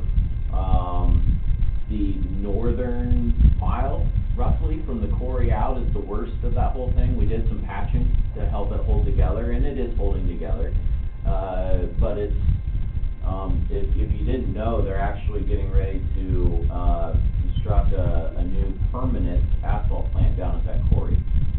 So along with the quarry business, there's gonna be a full-time asphalt plant down there going forward also. So that will do nothing but increase traffic, either direction out of that quarry. So. Will that replace the one at Spring Grove then? I don't know what they're gonna do with the one at Spring Grove. I think probably in the end, yes, that'd be my suspicion, but I don't know their business plan. So. That patching held up pretty good. They did there, what, 3 years ago? Yeah. 3 or 4 years ago on that. Yeah. It held up pretty good. The patching has, there's some chunks breaking out around the patches now. That's where it's breaking out at, around the patch. And so, yeah, it's just an example. Again, there's at least a mile there that really needs to be replaced. But again, it's in there. I want you aware of it. We talked about it, and It seems like where these big trucks, they're on these hills. Does that got something to do with that, going up that hill with them? Okay, first things first, most of these pavements, and I wanna give some credit, I think they could have lived longer, but most of these are put down in the early 80s. So as you start to think about it, they are 30 years, give or take, life-wise. So they've had a good life. I think one of the biggest issues, and I wasn't obviously around when they were built, or at least paying attention, I think the mix some of the locations, the mix might have been a bit of a problem. I'm not sure back then if Whitey used what was the best concrete mix was. Maybe he went with a little lower grade mix that saved some money. I don't know that 100%. I will also tell you that while we're doing North Gear right now, there isn't a bit of steel in that road. No rebar. So, you know, that works against you. And then, you know, probably pretty standard. Well, I don't know about in the 80s, but before that, there's also no rock underneath them. So they're kind of a bathtub. I mean, you don't really have anything underneath them for either increase in stability. So when that subgrade gets soft in the springtime and that frost comes out, because you get frost underneath your pavements too. So imagine your gravel roads, that frost boil, there's going to be a couple of those under pavements here and there. We now are putting upwards of a foot of rock for stability underneath our pavements, which obviously add cost, but we're also hoping that it adds years. That's our plan.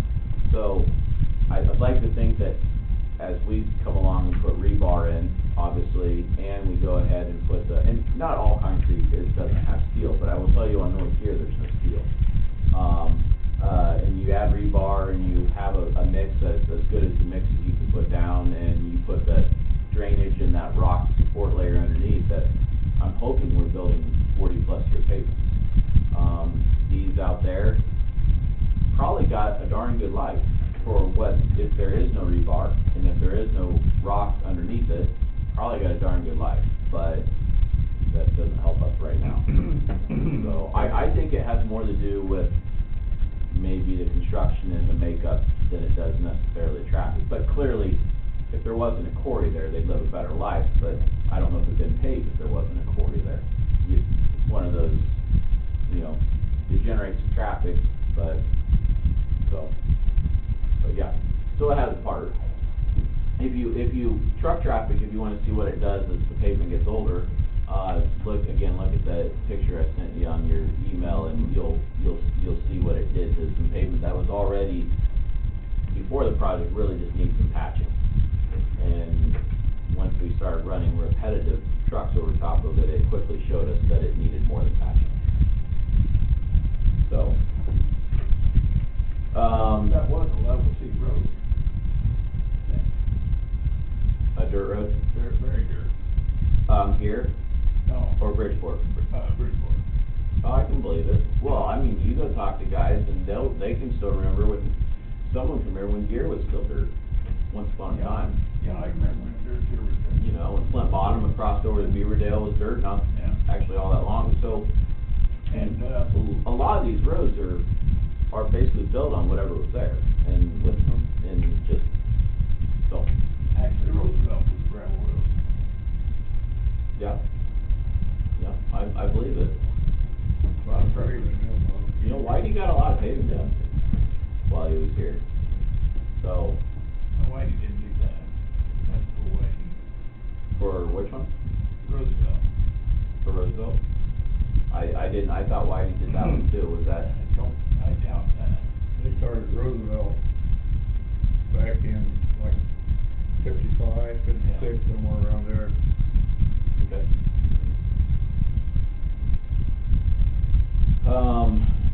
Anyway, next project, is a bridge down the bottoms, J14, 50, I mean, just brick replacement. It's a drainage ditch, there's no levees, just one that we have on our radar. And the county's already done some work to keep the bridge going. A previous engineer did some support work. I've done some work on it to keep the back walls. But if you see it, now the work we've done has made a big difference, because I'm not sure it wouldn't be closed if we hadn't done what we did. In fact, I think it probably would be closed, but it is on our radar. Skunk River Road bridge deck, this is another bridge deck project. If you go all the way south and then take Skunk River Road over to the quarry or over to Augusta, I guess is what I'd say, there's a bridge deck, there's just you wouldn't think much about it because it's on a gravel road, but that deck needs some work. And then Golden Road Bridge, it's just it's probably a 55-foot bridge, give or take. It's a smaller bridge, right at the upper upper ends of maybe a beam and slab bridge, or a box culvert maybe, or something like that there. That's on our radar also, and we have done, the county before me had done some support work on that bridge too, to keep it going, but it's a really high back wall, and the wood piling, there's wood piling and a wooden back wall, and all of that is starting to fail completely. So it's one on our radar, and it may be one, when you start to get those old wood back walls and pilings starting to fail, they can change dramatically from one year to the next when they do the inspection, and it may be one that does that, just with its situation. So,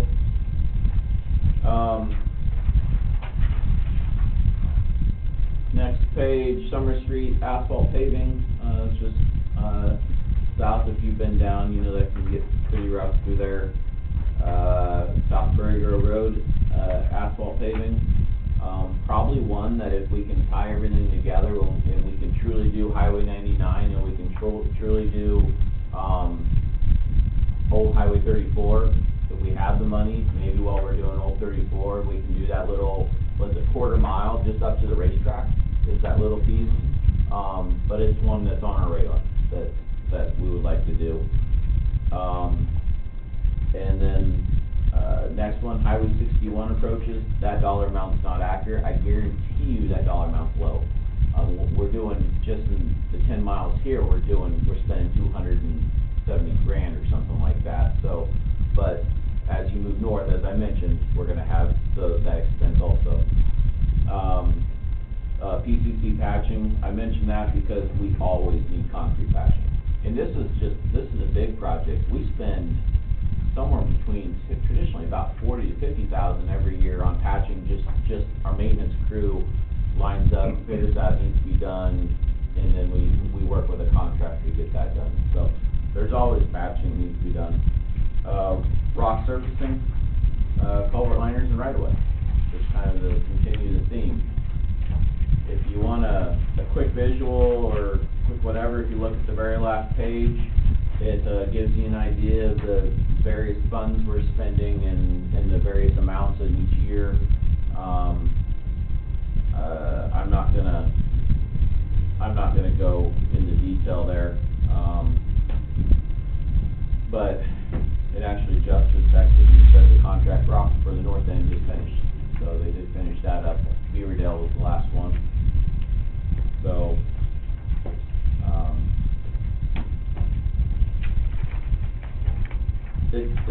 it's a very robust construction program, and you can look at those bottom numbers and see that. Again, I would point out, just for the clarity standpoint, that 2021 number shows us 8.5 million, give or take. That's a little artificial because the board is gonna bond for Highway 99, so that's a little inflated, because that's not actually coming directly out of my budget. So, and just for everybody that is listening, if they're, again, still awake, I also want to mention, this is really just new construction.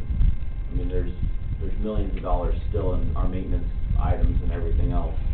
This is just new construction, larger scale projects. So, I think it'd be good just to let this stuff sit there for a week in case somebody has questions. Maybe somebody's watching and wants to email you guys or call me or whatever, which has happened before.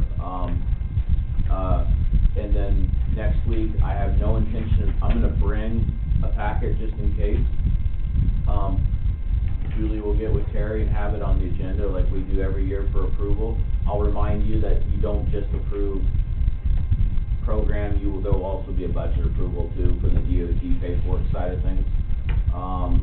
So, and that way if any questions come up, I'll address them, but next week I won't do a presentation. Next week will just be an approval, as long as nothing comes up. So, I appreciate your time, and we have to meet these timelines, so it's kind of necessity, but thank you. Thank you, Brian. Thanks, Brian. Anybody want to adjourn? Yeah. Yeah. We're adjourned. Okay, thanks.